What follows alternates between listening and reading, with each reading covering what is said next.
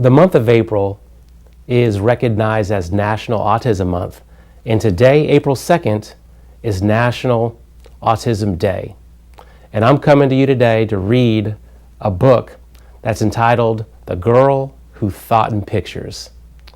And this young lady, Temple Grandin, is a young lady who has autism. And she has many unique gifts, many unique talents, and different viewpoints. And just like each of you today, sitting in your seats at school, all of you have different talents. All of you have different gifts. And that's what makes us all special. If we were all the same, just imagine what this world would be like. But the fact that we're all different and we can celebrate each other, that's what life is all about. So I'm looking forward to reading this book with you and sharing with you the life of Temple Grandin. The Girl Who Thought in Pictures, the story of Dr. Temple Grandin.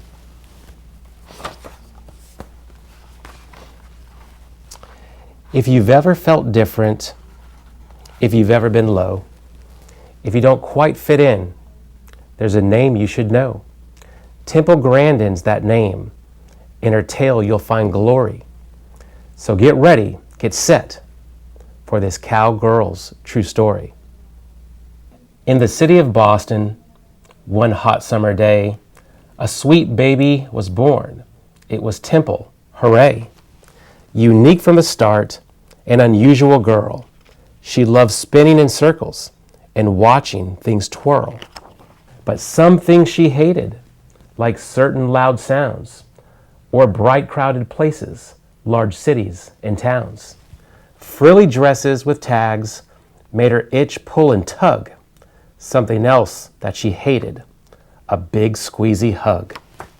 A shy loner, this Temple, but when she got mad, when her feelings of stress and frustrations got bad, quite a tantrum she'd throw, kick, holler, bang, shriek, yet still by age 3, not one word did she speak.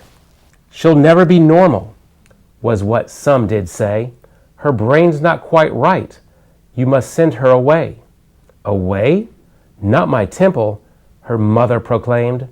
We will figure this out. You should all be ashamed. Then little by little, though sometimes she balked, special teachers helped Temple, and one day she talked. And that thing with her brain, it was autism, see? She was different, not less. They all finally agreed. Like most kids her age, she loved ice cream and art.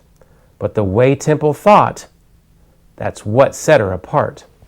If something was mentioned, for instance a fly, in her mind she'd see dozens of photos buzz by.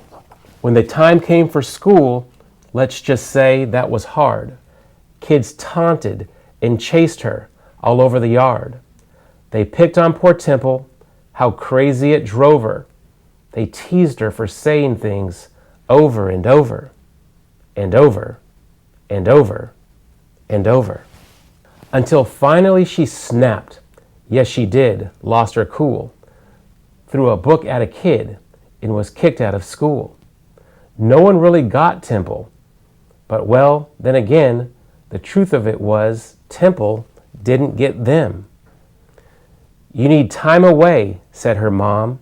That's what's best. You'll go visit your aunt on a ranch way out west. And guess what? Fitting in on a farm was less stress, since the pigs didn't care if her hair was a mess. Quite a sweet spot she had for the cows in their herds, such big gentle beasts who knew nothing of words. As she watched her new friends, a thought popped in her head. These cows think like me, in pictures instead. At a new school that fall, Temple found more support and a teacher who taught her you'll never fall short. When you find what you're good at, like science, you'll soar. And that teacher was right. He had opened a door. So she built a machine like she'd seen on some farms, an invention that hugged her with boards and not arms. It worked. She had done it. From memory, it's true. And just like the cows, it made Temple calm too. I'm special, she thought.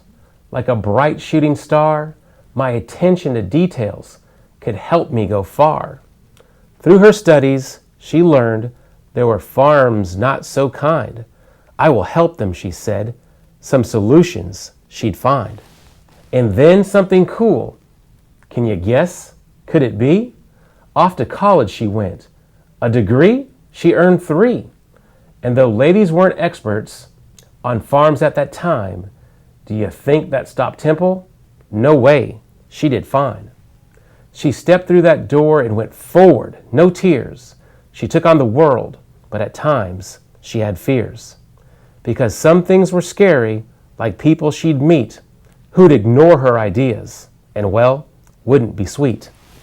But she never gave up, learned her stuff through and through, like why cattle will circle and what makes them moo. To build better farms was her goal. She would do it. Be kind to our creatures. They have feelings. She knew it. And slowly but surely, she changed many minds until farm after farm built her awesome designs. Word spread about Temple. Her feat's not so small. Temple Grandin, she's grand. She's the grandest of all. Now, for these things and more, she won honors and prizes. And a movie was made.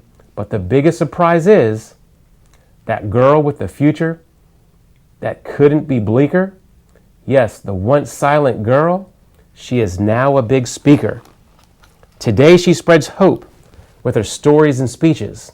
From New York to Sydney to Rome, Temple teaches. Each person is special, so unique are our minds. This world needs your ideas. It takes brains of all kinds.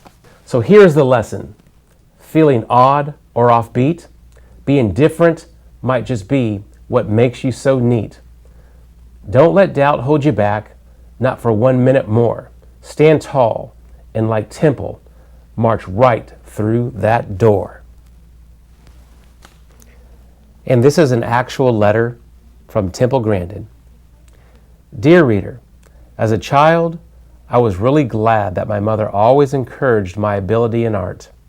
I encourage you to find something you are good at and work on developing it. If you are interested in becoming a scientist like me, find cool new ways to look at things such as microscopes and telescopes. Explore nature. Think up your own hands-on science experiments. Keep learning, especially from your mistakes. Temple Grandin. So I'm sure many of you may be like Temple, where you have certain talents, where you have certain gifts, but all of us are different, including myself, including your teachers and staff, including your principal. That's what makes us all special. And I hope that when you see kids in school that might be a little bit different, that's not a bad thing. That's a special gift. And if we can all look at each other in that light, we're going to be a better school, we're going to be a better school district, and we'll be in a better world. Have a great day.